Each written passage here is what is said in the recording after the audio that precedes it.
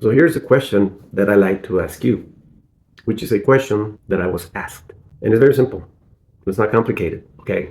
Who are you and what do you do? Based on your response, it's exactly how you are perceived and what your beliefs are when you're asked the question. Now, the representation of who you are and what you do, is it something that gives you the freedom to say, I'm excited about it and I'm thankful? And if it doesn't, have you considered sitting down and meditating and praying about those two words, who are you and what do you do? Well, let me give you an example as the definition of what I've chosen to be and what is it that I do. 32 years ago, I decided to walk away from a 9 to 5.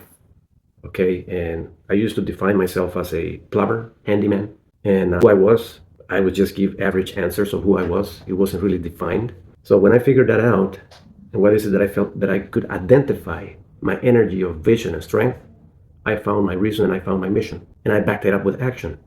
So when I'm asked now, who am I and what do I do?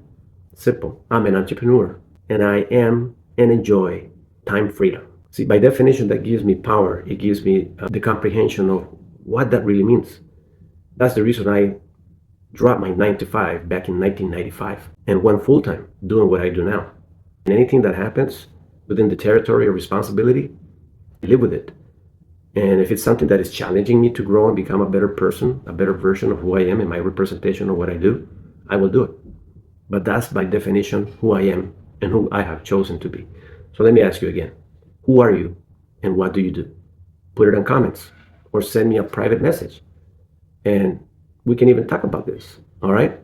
So let's get into that topic and ask yourself, who am I? Really? What is it exactly that I do?